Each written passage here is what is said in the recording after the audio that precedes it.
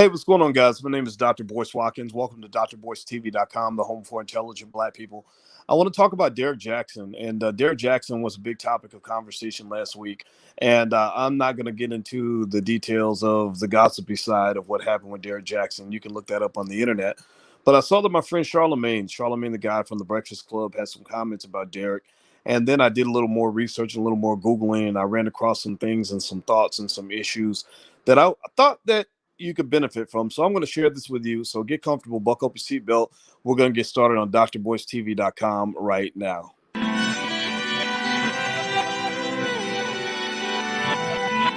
Here we are, clan the isms, cataclysm, great. Our people out here struggling, trying to make it in this state. Everybody out here doing it, but we the ones who late. Now family, we the ones who gotta delegate. Get that money in the power, never be fake. Stick to co-sign for 3. What did he say? Create jobs, support our own. Educate the same and buy back your home. Got 3 degrees, triple 10. 3 PhDs, now we on the CNN. DBTV, let's talk about negligence. Ignorance is bliss, but we can turn it to intelligence. Believe none of what you hear, half of what you see. Let's break it down here on Dr. Boyce TV. Here we are. Hey, what's going on, guys? Welcome to drboycetv.com, the home for intelligent Black people. My name is Dr. Boyce Watkins, and I want to, first of all, remind everybody that we're Black first on this platform. So if you agree that the Black community comes first, put a hashtag B1 in the chat. Put your B1 in, B1, B and the number 1. That means you're Black first. That means you take care of yourself before you take care of anybody else. I think that's really important. So Derrick Jaxn was on my brain for a second today. I don't know exactly why, but I like to talk about things that I see and give you insights that I observe. And I saw that Charlemagne the God apparently, I guess, had an issue with Derrick and what Derrick was doing and that whole situation. You know, I'm Mr. Perfect, and every man who ever cheats on you or any man who ever disappoints you is a terrible person. It's not your fault. You didn't do anything wrong. You're wonderful and beautiful just the way you are. And if they can't accept you exactly the way you are, even if you're ratchet, mean, evil, and a horrible person, that means that he ain't shit. Black men ain't nothing. Black men are weak. Black men are pathetic. But except me, I'm Mr. Perfect. Right. So Derrick set himself up. I mean, we know that, right? Derrick Jaxn was the number 1 reason for whatever might be seen as the downfall of Derrick Jaxn. But here's the interesting thing. So I saw Charlamagne made a comment about that. He made that obvious point, which I thought was really good in terms of talking about the fact that this sort of thing is a problem, and these sorts of dehumanizing attacks on other men is part of what led Derrick to sort of be put in a corner where Derrick Jaxn didn't have support from men, because men kind of felt that he was a little bit harsh and sort of pretending to be perfect and self-righteous and everything else.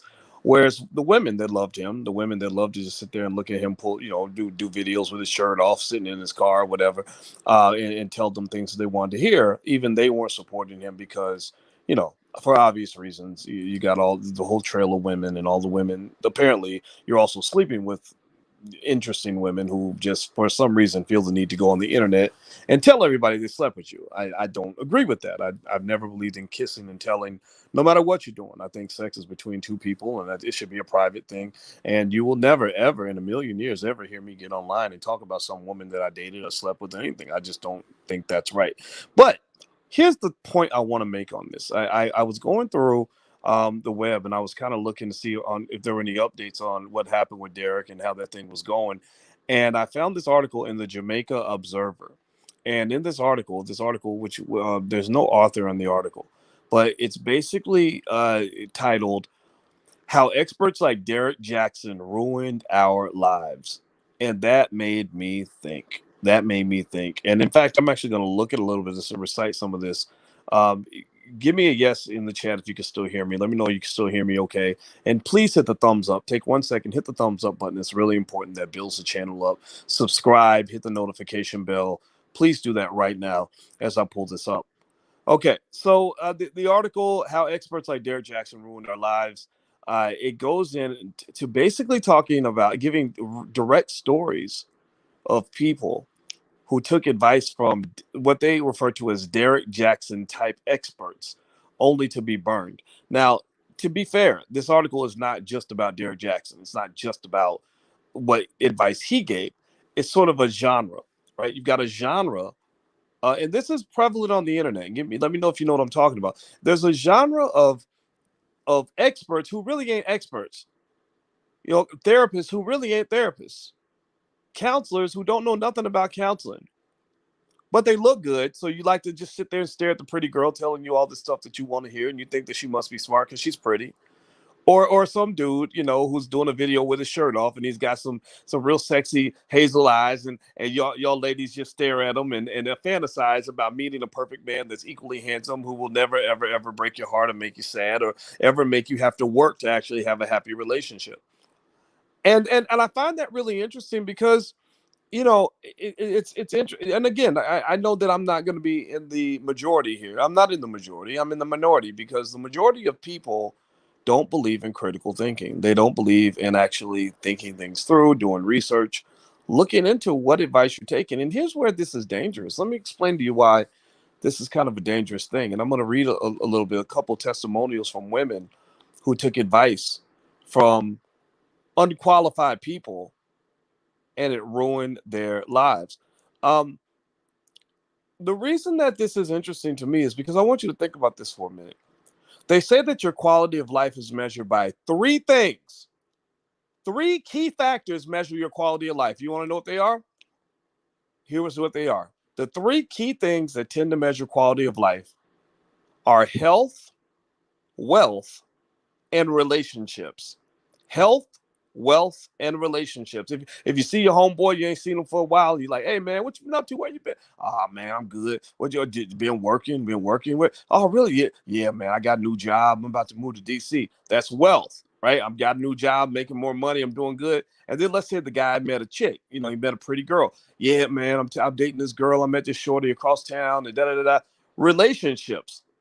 Health, let's say that he just had a surgery, right? Like a heart surgery or something. Yeah, I gotta go back. I gotta go get surgery, and we blessed. I'm taking it day by day, man. But yeah, they had to remove my whole valve and right? That's health, wealth, and relationships. Do you follow me? Are you following me now? I don't want to talk over anybody's head. I'm about to break something down for y'all right quick. So health, wealth, and relationships are the three most critical areas of your life. And if you process this, when you go get advice on your health, meaning advice on what food you should eat, advice on what medical procedure you need, or whatever the case may be, you don't go to a doctor just because they look good and they tell you, oh yeah, I know a whole lot about surgery, so let me go ahead and just open you up right quick. You don't do that, right? You want to make sure they went to medical school. They should be licensed for that, right? When you talk about wealth, a lot of you would, if you get financial advice, you'd like to get that from a licensed financial advisor or somebody that has credentials that verify, at least somebody who's made a lot of money, right? At least somebody who's made money. Maybe they're not licensed, but at least they've shown that they can make money, right? Well, in relationships, the same thing would be true. Relationships are one of the most important pillars of a happy life. If you have bad relationships, your life is going to be terrible. I mean, have you ever seen how miserable a woman is when her marriage isn't going well? If you want to see a grumpy, evil, angry woman, find a woman who's not being treated right by her man or whatever, right? Same thing's true on the other side, right? Same thing is true for men. A bad relationship will ruin your life. So my point is to say that a lot of the relationship gurus that a lot of people listen to don't know what the fuck they are talking about. They really don't. You listen to them because they sound good. People tend to listen to most relationship gurus because either A, they look good and it's something that they enjoy looking at, or two, they just sound catchy. Like it rhymes, like when they're talking, well, if it really don't hit, then don't do that shit. Right. And you'd be like, oh, that sounds so catchy. Oh, I like that. I like that. Right. Or whatever, right? They sound good or they look good, and people will take advice from a person because they sound good on the internet. And I think that what you want to consider here is the danger of allowing something as important as your relationship choices to be shaped by people who don't have any sort of data, any sort of analysis, any sort of theory, any training to back up what they're telling you to do with your life.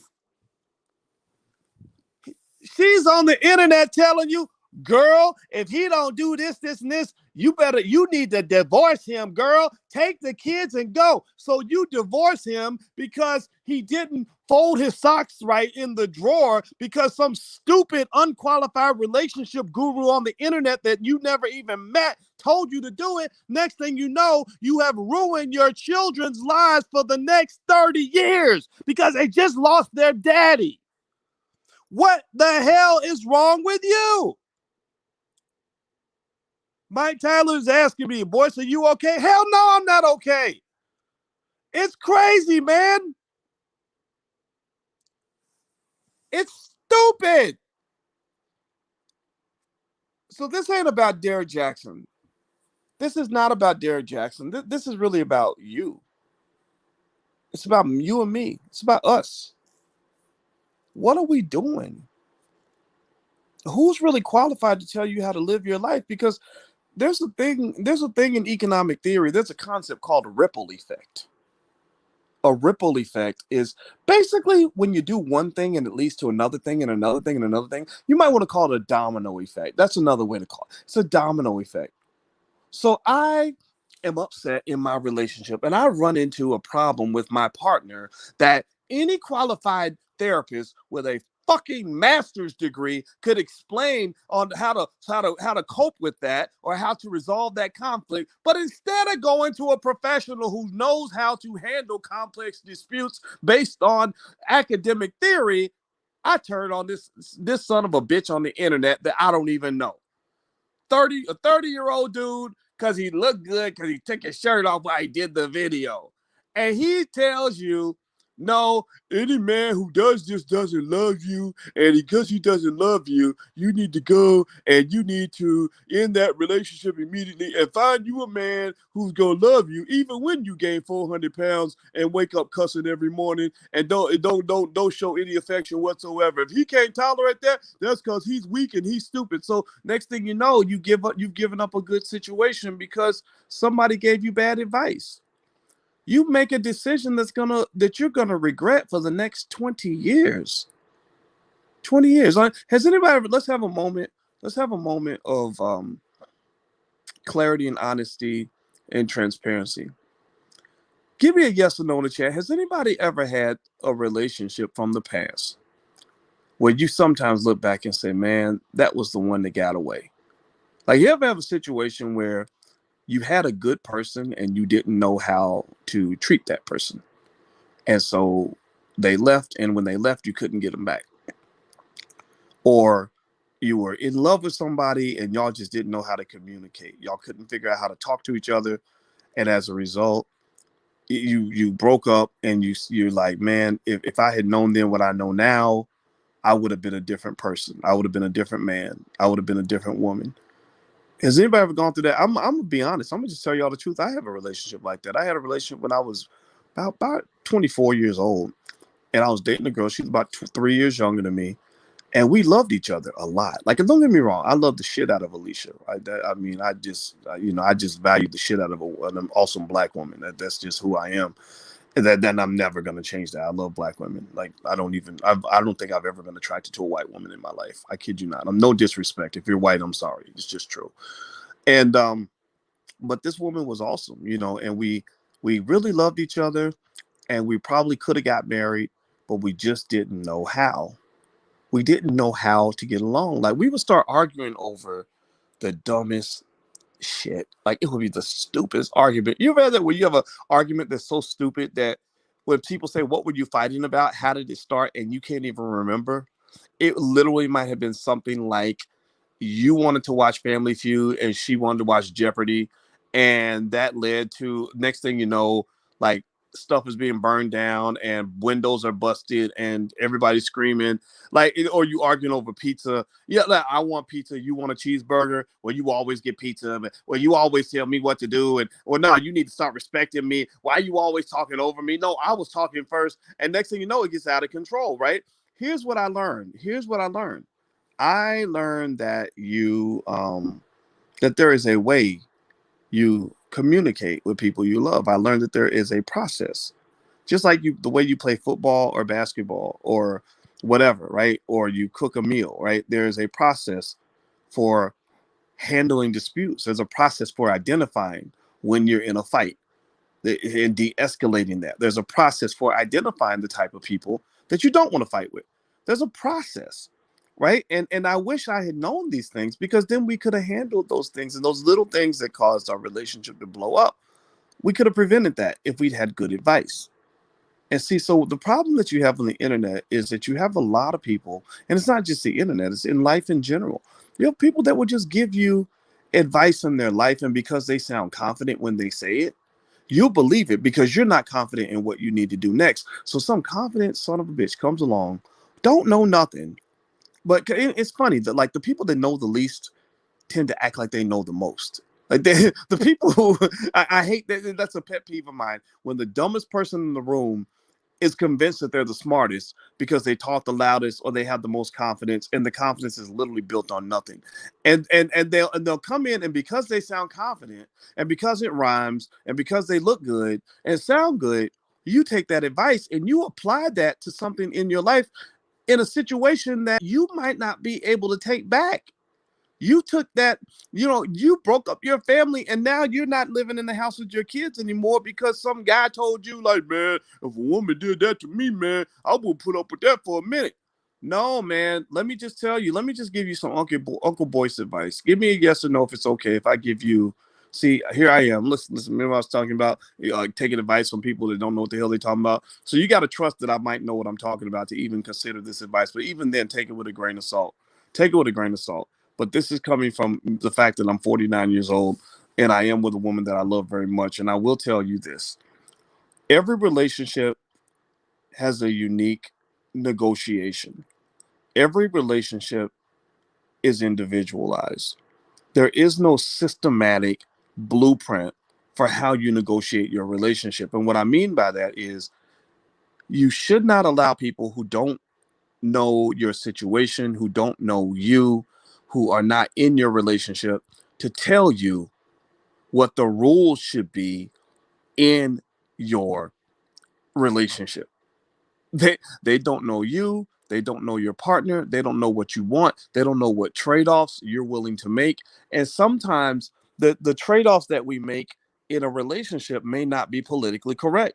Like, as a man, if you really love the hell out of a woman, and she's giving you grief on something that's stupid, and you shouldn't have to put up with this, yeah, sometimes you can stand up, but sometimes you make a choice to say, I'm gonna stand down because I want to protect the relationship. Same thing, ladies. You got all these women telling you, "Oh, don't you ever submit to no man. You submit to a man that makes you weak, and you need to go and just be single like us, and go fuck random guys for the rest of your life." Like you have women out there like that, like women that are dead single, lonely as hell, sitting at home every Friday night, waiting for whatever new piece of penis that happens to be coming by. Sure, they're gonna always come by and hang out with you on a Friday night, but the question is he gonna love you on Tuesday night? Is he going to come pick you up from the hospital when you have breast cancer and you need somebody to wheel you out of that hospital and take you home? Right? Like, there's a difference, right? There's a difference. I mean, men will always show up and offer you, a nice, comfortable evening. But the question is he willing to put up with your shit? Is he willing to go and buy tampons at the grocery store for you, or deal with you when you are in your worst moods, right? So those are different levels. And what I've noticed is that you have a lot of really angry women who are single and lonely, who will tell you stuff that will make you just like them, because you will get to a point where you'll say, gosh, I really don't mind submitting to my man in this situation because I really want my relationship to work, and I want my children to have their father, and I want my man to be happy, and I want to be happy myself, and I want to be in this relationship. And if you go and tell somebody the choice you made, they will ridicule you. They will shame you. There are people that will shame you in the decisions that you make that are best for you. And what I really think has to occur, in my view, is you got to kind of make sure those people only have so much leverage in your life. You let people tell you, like relatives, and stuff. They will tell you to end your relationship, and you'll go do it. And then those people are nowhere around when the consequences come pouring in. When you're sitting there 5 years later, wishing you had that person back, wishing you hadn't given them that ultimatum, and those people are not going to feel those consequences. do me a favor, hit the thumbs up button, hit the share button, hit the subscribe button. There's my Instagram. If you want to follow me on Instagram, there it is. It's the real Boyce Watkins. Let me read this to you in this article. It's in the Jamaican Observer, and it's basically titled "How Experts Like Derrick Jaxn Ruined Our Lives." You got to read these testimonials; they're very sad. This one lady is 45, Doris. She says, "I ended my common law relationship on the advice of a pastor who said that after I got baptized, I wasn't supposed to live in sin anymore. And so I gave the father of my children an ultimatum: marry me or else I had to leave. He laughed and asked if I was certain, and told me that the worst thing I could do was to try to pressure a man into such a commitment. I took the kids and went to my mother's house while hoping that he would come to his senses. A year and a half later, he was engaged to the new woman he started living with after me, and he subsequently married her. Years later, I am still single, still waiting for the man the Lord should have provided, and my children resent me for separating them from their father." That comes from Dorith, who's 45 years old. Uh, Tell me if you've seen any situations like this. Let me say this. When I read that particular story, let me tell you this, ladies, just my 2 cents. You almost never win with ultimatums. And actually, I happen to be married to some or marrying a woman who is a relationship therapist, which is sometimes a blessing, sometimes it's a curse. I ain't gonna lie, it can make things challenging sometimes, but there are benefits as well. And one thing that I remember her saying during a class she was teaching was, "You do not give your partner ultimatums. You don't." And the other thing too is giving somebody an ultimatum is really like pulling out a gun. And you know what they say: do not pull out a gun unless you're ready to squeeze the trigger. So if I ever give an ultimatum to somebody in a relationship, whether it's romantic or business or whatever, I tend to give an ultimatum when I really am truly indifferent as to whether or not you're going to stay. Like, I will never bluff with an ultimatum. If I make an ultimatum, I'm fully prepared for you to call, to call my bluff. I'm fully prepared for you to test me and take me to the limit, because by that point, I'm okay with walking away. If you're not okay with walking away, then you probably shouldn't throw out that ultimatum. And what she said was exactly right. When she gave that man that ultimatum, sure, she wanted him to, step up and quote unquote do the right thing. But pressuring a man into marriage, that's like a woman trying to pressure a man. That's like a man trying to pressure a woman into sex. Pressuring a woman does not make her want to have sex with you. In fact, pressuring her in many cases will make her repulsed by you. So smart men know that you don't pressure women into things they don't want to do. It doesn't work. I don't know if y'all know this. I love to watch like Nature Channel and stuff like that, or Discovery Channel, where animals like engage with each other, because it helps me understand humans better actually by watching animals. That tells you what lies in the heart of a human. Professor Ken Sapolsky at Stanford explained that the brain of a human is only like 3 to 5% different from the brain of an animal. So I like to watch what animals do. So let me tell you this. They showed these birds, right? And these female birds were sitting there. And of course, the males are trying to mate with them. That's what all the men, that's what men just have on our mind all the time. We always thinking about sex. So the male birds will pop up and try to mate with the female. And you know what? And now that I think about it, it wasn't actual male birds. These were fake male birds. And they tested. They had some of the birds that would kind of take their time and let the woman decide what she wanted to do. And then they had other birds who kind of rushed it, who kind of moved faster than the woman wanted to move. And the birds that moved too fast caused the woman to fly away. Right. So the point of the matter is to say, I think men have something like that in them too. When you pressure a man, you give him an ultimatum, there's a good chance he's going to fly away. And it's okay if you want him to fly away. But if you don't want him to fly away and you think you're going to bulldoze him, you're going to debo him into making a certain decision, I don't think that works. Let's see. Lady Dove says, "So is it wrong to tell someone if someone isn't treating you right, to leave that person?" No, I think it's okay to leave the person, but don't assume that leaving the person is going to automatically put you in a better position than you were in before, right? Because so I could say, this ain't right. It's like a job. Think about it like a job, right? I could say, they're only paying me $55,000 a year. I should be making 70, right? I should be making 70. It ain't right that you're paying me 55. If you don't pay me 70, I'm going to quit my job. Well, that makes sense if I can find a better job, right? But maybe it doesn't make sense if I'm going to end up unemployed.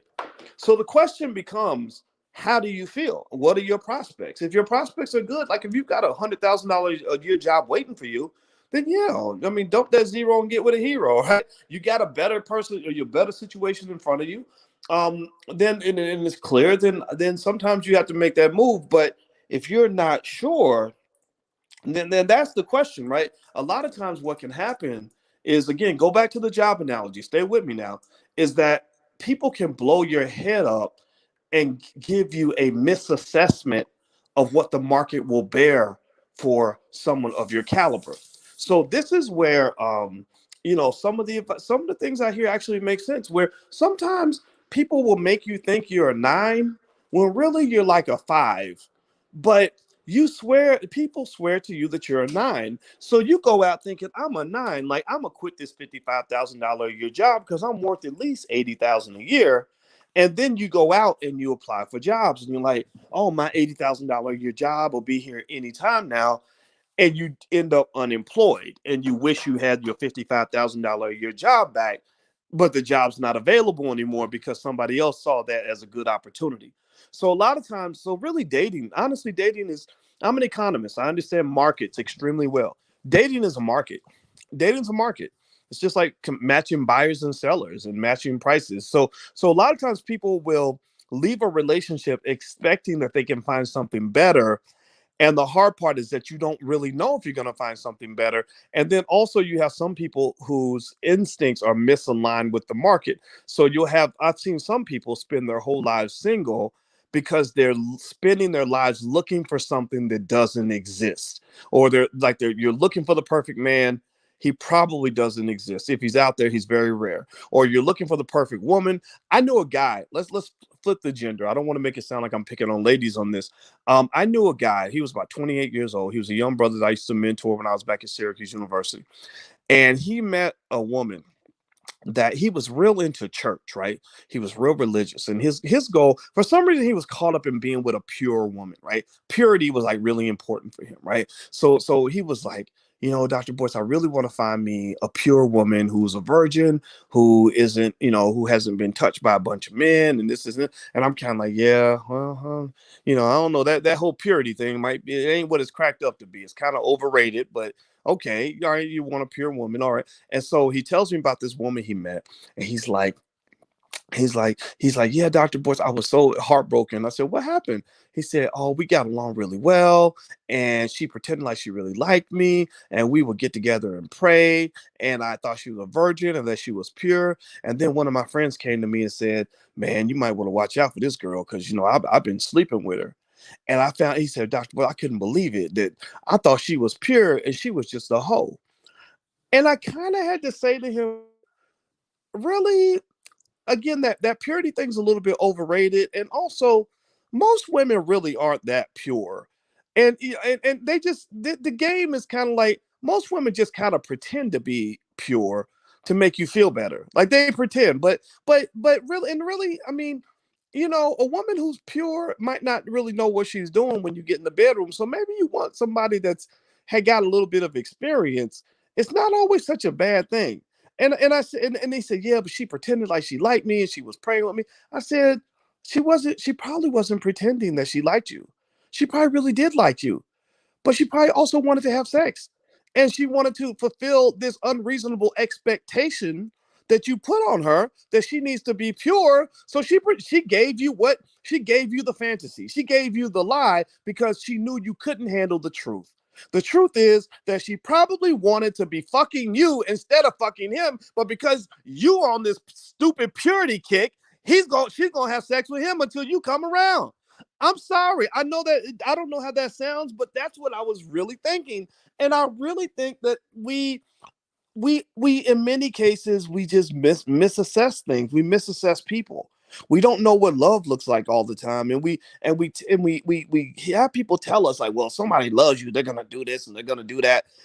I really think you should listen to yourself a little bit more. Like I really do. I really think that if you're happy with your situation, seriously, like if you're with somebody, let's say like I can tell you the truth, like Like when I got when in the relationship that I'm in, yeah, I saw a couple of videos. It kind of made me sad. There was literally one YouTube channel of a guy that I actually kind of admired. I kind of watched his channel. I was supporting it, and he does a video saying Dr. Boyce is a simp, and I'm like, I'm a simp. How did I become a simp? And he said I was a simp because I'm okay with telling everyone how much I love my black woman. That's very important to me. I think black women are neglected. I think we need to express love for black women. We all came from a fucking black woman. What's wrong with you? And it was, but at the end of the day, like, and I again, this is the benefit of just being grown. You just don't give a shit what people say that much because they ain't living your life. They don't have the consequences for your choices the way you do. You will be the one who will bear the consequence of that decision. So if you're happy in your situation, even if everybody's like, oh, well, I would never let somebody do that to me, or oh, she said that to you, oh man, I would never put up with that. You better not listen to those people. You better not. And it happens a lot in church to women. Let me tell you about the pimp game in church. This is a Derrick Jaxn type thing. There are a lot of pimps in the pulpit. There are a lot of men. There was a real angry feminist who wrote a really good article though. She was very angry though, very bitter type woman. But she wrote an article about the black church keeping women single and lonely. And you know what? She was 100% correct because she talked about how a lot of the men in the church, the deacons and the bishops and the pastors and all this other stuff, will tell the women like, oh, well, don't you shouldn't date a man if he doesn't come to church or if he don't profess Jesus Christ as Lord and Savior. You need to da da da da da, right? And will tell you to delete good men out of your life also, and really at the end of the day, men can see right through that. They basically know what's going on. Okay, so you're saving all the vagina for yourself. You want all the women in the church to only have one choice. You want them to only want to come towards you, where you go to her house and you laying hands on her and all this and praying with her. And we know that, I mean, Kirk Franklin, all those guys pretty much explained to you and showed you that they get just as horny as every other man. And so this idea of being this perfect, pure specimen where you don't have the same temptations of the flesh that every other man on the planet has is ridiculous. But there are people who believe that nonsense. And so the church is really responsible for keeping a lot of women single and lonely because they give you very shallow, one dimensional criteria to evaluate the quality of a man. A man's quality is not determined just by whether he goes to church. There's a lot of good men who will treat you like a goddess, who would never set foot in anybody's church, who don't want to give money to your pastor. That don't make him a bad man. I'm not telling you what to choose. I'm not telling you, you can believe what you want to believe. But I'm just telling you, I love the hell out of my woman, but I don't go to church. I just don't. It's not, no, I don't want to go to, I'm not going to sit there. I'd rather stay home and sleep or watch football. Like, that's what I'm going to do on Sunday. I'm not going to church. God can come to my house. He makes house calls. I'm okay with that. So God, the universe, spirituality, all that's a part of my household. But getting up and getting dressed on Sunday to go to church is not one of the things that we do. That does not make us bad people. And also, there are a lot of people who do all those things who are not good people, who will ruin your life. Do you know how many women's lives have been ruined by pastors? Not that all pastors do this. Not that all pastors are bad. I told you, I don't speak negatively on the black church. I think the black church has a lot of great potential, a lot of great people. But y'all know that there's some ratchetry in the church too. Y'all know that there are many people who take advantage of that hypnotic power over women in particular that pastors have, because black women are the most religious group of people in America. And if you're waiting on Jesus to be your husband, that's a little bit like those women who lean on the government as their man, who are waiting for the check from the government, and the government says, well, you can get a check as long as you ain't got a man in the house, so the government becomes your man. Well, when Jesus is your boyfriend, your husband, whatever, it's kind of a weird thing because your bed usually doesn't have room for both Jesus and a man to be in it. Like, one of those guys is gonna have to leave, and so it becomes kind of a tough dilemma, I think. So anyway, do me a favor, hit the thumbs up button, share, subscribe button. Let me read another. This is another testimonial from a lady in the Jamaican Observer. This article, the title of the article is "How Experts Like Derrick Jaxn Ruined Our Lives." So this lady, her name is Shauna. She's 32. She says, I grew up in a church where the greatest sin was to be unequally yoked with a partner. So when I met this great guy at university, I knew that even though he was perfect, The fact that he was Catholic and I an Adventist meant that we couldn't have a serious relationship. He was all for it, and I even toyed with the idea and hypothetically raised the issue with my mentor, who immediately rubbished the idea. So that was set. No way could we ever be more than friends. Fast forward years later, I am unhappily married to someone from my faith, and he is happily married to an Adventist girl whose family obviously didn't have the same concerns mine would have. She still practices her faith, and he goes to his church, and somehow they make it work. Omar 30 says, my friends told me that a girl I liked, quote, belonged to the streets, end quote. And even though I said her past didn't matter, they wouldn't stop dissing her whenever I mentioned her name. So I stopped showing interest and moved my attention elsewhere. And wouldn't you know it, one of the same guys who used to crucify her started dating her, and now they have a kid together. Oh, that's a good one too. That's a real good one. A lot of people that will tell you to leave the person that you're with will be dating that person months later. I'm serious. Like a lot of times, you got to be real cautious about people that tell you to walk away from stuff because there may be a sinister motivation there. I remember when I was about 25, there was an older guy who was much older, like maybe 25 years older than me actually, and he was kind of like a spiritual advisor to the girl I was dating or something like that. And he started talking to me and tried to take me under his wing like a mentor or something. And I listened to him, but I didn't really need a mentor. I don't really follow people too. I critically think, so I critically analyze everything. So even back then at 25, it was hard to get like too much past me. I'm gonna analyze everything, and all the guy kept saying over and over and over again was that my girlfriend wasn't right for me. We needed to part ways. We weren't good for each other. She was gonna hurt me. Like he everything was negative. And then he would talk to her and he would tell her the same thing, like, oh, he's no good, he's a blah blah blah. And then one day she and I compared notes, and I said, well, he said this to me about you. And she's like, what? He said those things about me? I said, yeah. And she's like, well, he told me this about you. So we compared notes. And then another thing we noticed was he was kind of a spiritual teacher. Again, one of those pure, holier than thou type dudes. Again, like he was kind of like in the position of a pastor, except he wasn't in the actual Baptist church or anything like that. It was like an African religion, but still pimp in the pulpit type situation. Well, check this out. What I really noticed was he had these students that would all kind of learn from him. And I noticed that he had three wives, and all three of his wives used to date his students. So somehow his pimp game was so strong, he would bring in a student and convince the student to break up with his girlfriend. And next thing you know, his girlfriend became his woman, or the guy's girlfriend would become the pimp's woman. And I watched this happen, and it was really fascinating to watch. And I also remember I talked to one of my friends about it because he was one of his teachers or whatever. And I didn't want him to be my teacher. I was like, I got stuff to do. I'm in grad school and all that. I ain't got time for this stuff. But he was real deep into it. And I told him, I said, man, you better be careful, because we figured out that me and my girl figured out that he's trying to get with her. Like that's what's going on. So we distanced ourselves from him. And he said, no, I'm not gonna talk bad on my teacher. He wanted to do this whole loyalty thing. No, I can't talk bad on my teacher. And next thing you know, his girlfriend, I kid you not, this is a true story. She was living with the teacher and having sex with the teacher. And so my point is to say that you have to really be careful about people that are close to you who are telling you to get rid of the person that you're with, because you don't know what their intention is. You don't know how that's going to end up. And also, more specifically with this guy, you know, that's kind of, the way the preachers will tell the women that the man needs to be equally yoked, and so women will dump a good man because because they want to go, meet some guy in the church who's going to beat their ass and treat them like crap.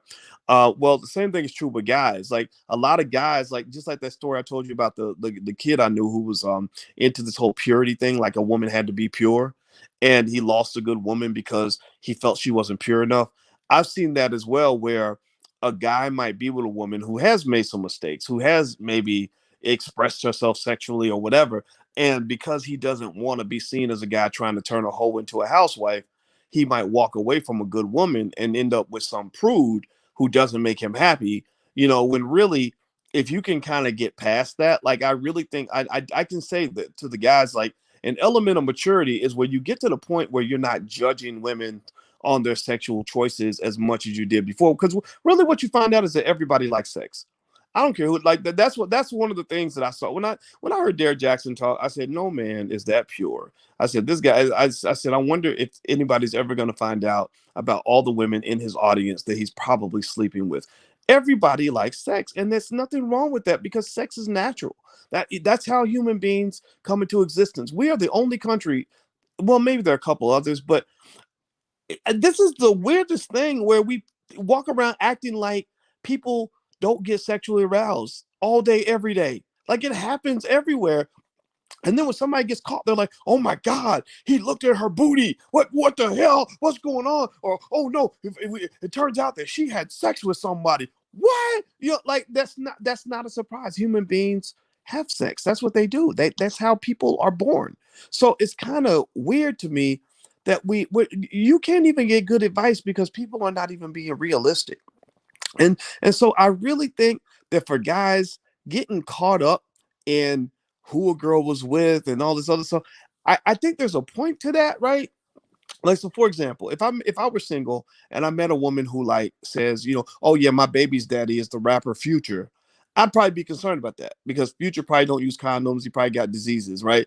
And whatever, right? So I would be concerned about that. But I think in terms of just being, because like this idea that somehow everything's supposed to be super perfect and pure, that's just a lie. Like that's just a myth. Like that's just an illusion she creates for you so that you don't feel bad, because she probably knows that your ego can't handle it. And really the best way to get close to a person, I believe, is to try to accept them. Just accept them for who they are, all the choices they made. And then what'll happen is, if you accept a person, if you just let them know, "I'm not going to judge you, I just want to understand you and hear you," then they will tell you everything you need to know about themselves. They will tell you everything. When I talk to my girls about guys, I say, look, if you want to understand a guy and deal with what you and know what you're dealing with, just listen to him and don't judge. And then he will talk, and eventually he will tell on himself. Like if there's something that you need to know, or if there's a red flag, you will eventually find it, because he won't defend that territory. He's gonna feel like he can just let it all out. So that's just a little little thought, just a little Uncle Boy statement. Take it or leave it. It may not work for you. Here's another one. This is from Anthony. Now, the title of the article again, hit the thumbs up button. Please take a second, hit the thumbs up, share, subscribe button if you haven't done it yet. It's called "How Experts Like Derrick Jaxn Ruined Our Lives." It's in Jamaican Observer. Okay, so this one is from Anthony, who's 45. He says, "This happened years ago when I was a youth in church, climbing through the ranks. I would take this girl to church with me. I liked her a lot. A lot. And I saw her as my future wife, but she didn't belong to the same faith. And even though she would visit my church, she refused to stop wearing makeup or jewelry. I didn't mind personally, as I loved her independence, and God was she fascinating. But my relationship with God meant that pretty soon I was moving up in the church, and I was soon appointed youth pastor. Then the talk started with the elders. I would soon have to settle down, and they started suggesting the names of suitable women in the church. I was in a dilemma: choose the girl I liked and leave, or choose someone else who was more in line with my teachings of my faith. I chose the latter, and my girl was totally devastated. When I say she took it hard, I'm not kidding. She took it so hard that when I told her about my engagement, she migrated. Fast forward to today. I'm still married with a kid, and so is the only woman I ever loved. I still keep up with her on social media, and we've met up a couple times, and she seems happy. But I can't help but wondering, what if I had followed my heart all those years ago? I would have been more content in my life." Let me just tell you, I'm not here to tell anybody how to be religious, but I will say that religion ruins a lot of good, happy relationships, because people just give you these stupid rules that you somehow feel like you have to live by. And I'm not against God. I'm not against faith. I'm not against spirituality. I'm not against any of that. Like I apply all those things to my life, but I really think that allowing people that don't understand your life, that don't have to live your life, to make decisions for you, or somebody saying, no, no, it's stupid to date him instead. They don't have to live with him like that, or if they're looking down on one girl and telling you to pick another one. I don't know. I just don't think that that's the best way to live. And I think that that's one of the biggest things I've learned over time, is that other people are not living your life. Do not let other people have too much say in the choice you make. A lot of times we do that because we're not confident in our own choices. Well, you got to learn to gain that confidence. You know your situation better than anybody else. Shelley says, I was taught to save myself from my husband, and even though there were episodes where there was temptation, I managed to stay pure. There you go, that word pure. It was something that was celebrated when I was getting married. Pastor gave a whole speech about purity and how I, even at 34, had obeyed God's word. Well, wouldn't you know that after the wedding night, I realized that it wasn't that serious, and now I wish I had more experience. I love my husband, but sometimes I wonder if this is it, if this is all the life I'm supposed to live, because from what I've read and watched on TV, he's not giving me all of that. And I wish I didn't miss out because I feel disappointed. Yeah, that's another one too. Like I think, again, remember I was telling you, I think the whole purity thing is kind of overrated. And I saw something in Essence or somewhere where this lady said she saved herself till marriage, and then she found out her husband's not, compatible with her in the bedroom. And this is one of the reasons why I'm not a big fan of trying to be pure in that category. I personally think that, again, while respecting the process, right? I think that sleeping with a person is kind of a sacred act. Remember, I mean, you're kind of peeking at the universe, so to speak. Like you're taking a dip into eternity by the fact that a person could come out of this, right? Like you could actually have a baby out of this. A human being can come out of this process. So this is not just about pleasure. Like this is literally, you're literally playing with God, because if something goes wrong, which it does in many occasions, a person can come out of this. Like a whole life can be lived, and a whole spawn of generational, curses can come from the fact that you chose to sleep with that person. But I do think that experience is a way to have a more fulfilling life. I don't really know if sort of sitting there and being perfect and pure is the best way to go, because you're going into a lot of situations very blind. Like, so you get married, now you're locked in for life. You've never slept with another person before. You've never even slept with the person that you're going to be sleeping with for the rest of your life. I don't know how that can work out. I just don't think that's going to be optimal. But I think at the same time, though, you also live in a world where you have rappers like, Cardi B and others, and Lil Nas X or whatever, telling you should just sleep with whoever, do whatever, whenever. And that's not healthy either. I mean, people expect you to get all upset about the Rona. Well, there's a whole lot of stuff out here much worse than the Rona getting passed around, because people don't take their they don't protect their bodies in an appropriate way. They don't have any sort of discernment, you know, and I think that's another way to put yourself in bad situations. So what I would just say is this: I'll say at the end of the day, uh, don't worry about people's judgment as much as you have been told to. I think women get judged like crazy about staying pure and, not being a hoe and this, that, and the other. I'm not recommending that. Don't get me wrong. I'm not, I don't encourage my daughters to go out and become big hoes, but at the same time, I don't put the hammer down in terms of being overly judgmental about how they feel and how they express themselves as human beings. I know that all of this is a part of life. And really, at the end of the day, I want them to be safe and healthy and happy. And does that mean that, a little bit of sex is going to be involved? Of course it does. But it also means having that ability to pick the right kind of man without much interference, right? With good advice, but not a bunch of this stupid advice. There's so much stupid advice out here.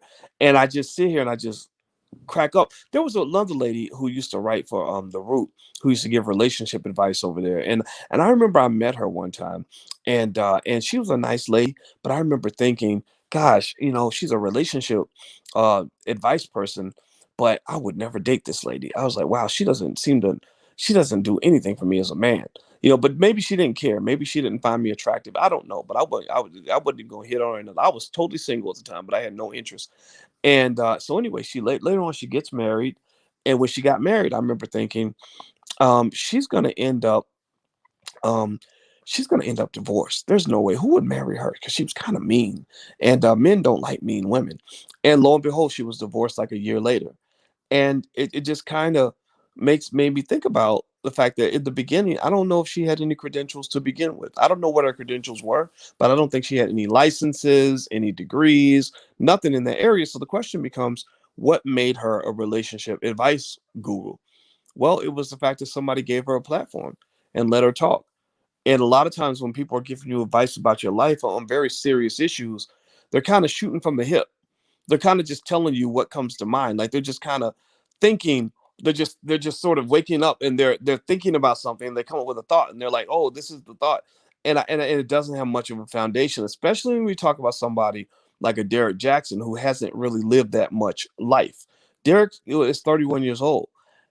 You think you know a lot when you're 31, you really do. Like when I was 31, I thought I knew everything. But about a decade later, you realize how stupid you were. Like about a decade later, you're looking back and you're like, God, I wish I knew then what I know now. And then you go almost 2 decades later, it's even more dramatic. So I really think if you want to get good advice, here's what I'll leave you with in terms of where to get good advice in my view. One, if somebody has some sort of foundation for what they're sharing with you, that's a good thing, right? If they've got degrees and credentials and licenses, then that at least means that they've learned some scientifically tested techniques that can help you to achieve your goal. Very important. Secondly, experience is everything. So if I am going to figure out how to get married, and then ideally it helps if I saw it happen. If I got to watch every day, a lot of kids don't get this as much as they used to, but this is what I got. I got to sit there and watch every day, watch my parents negotiate a 46-year marriage. I got to watch them in their good moments, their bad moments. I got to see them argue over everything from kids to money to, who paid the light bill, and watched how they resolved those issues. I watched my mother submit consistently to my father, who would probably be called a sexist and a man with toxic masculinity. And I watched my father submit to my mother in situations where a lot of men would have called him a simp because he was surrendering to a woman that he felt the need to surrender to in that particular moment. So I did not see the idealistic textbook bullshit that people feed you when you got somebody who's never seen a real relationship work, but they're giving you advice on what a relationship is supposed to look like. I didn't see that. I didn't see anything that fit some sort of protocol for political correctness. I didn't.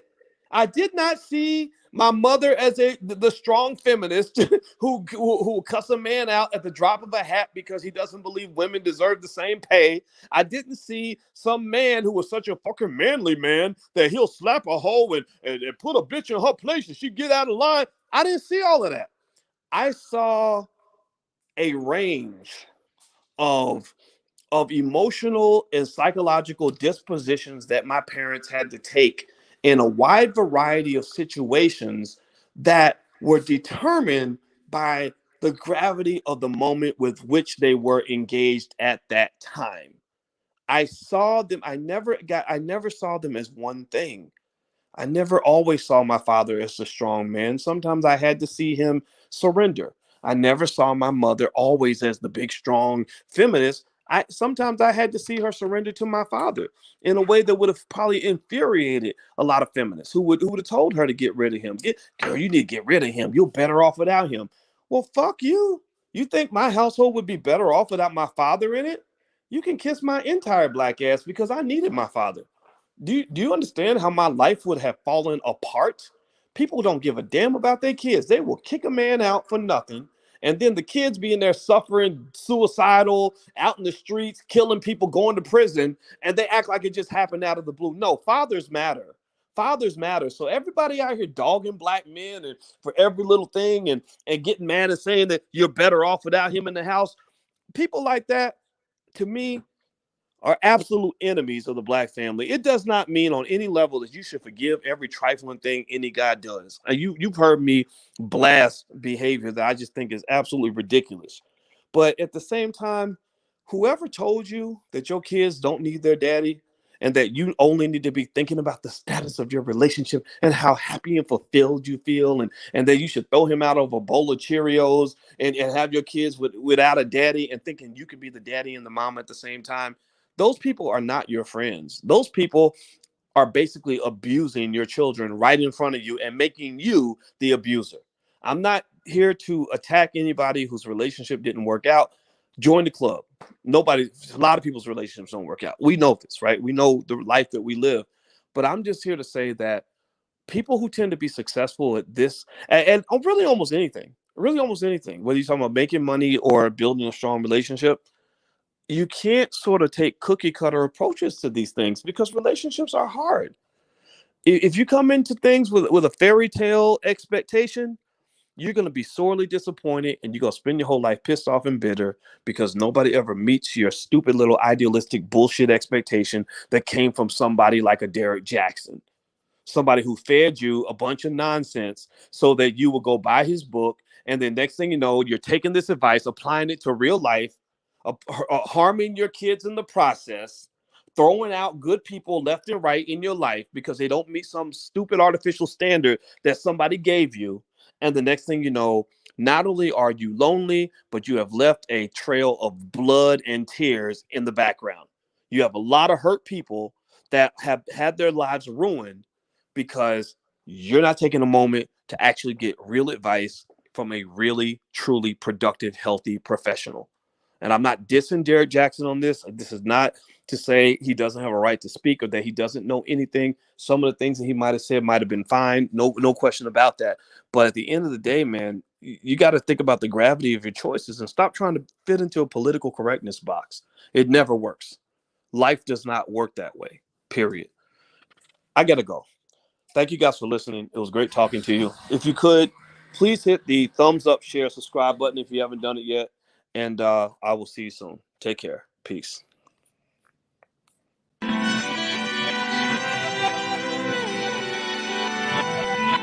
Here we are, clan the isms, cataclysm great. Our people out here struggling, trying to make it in this state. Everybody out here doing it, but we the ones who late. Now family, we the ones who gotta delegate. Get that money in the power, never be fake. Stick to co-sign for 3. What did he say? Create jobs, support our own. Educate the same and buy back your home. Got 3 degrees, triple 10. 3 PhDs, now we on the CNN.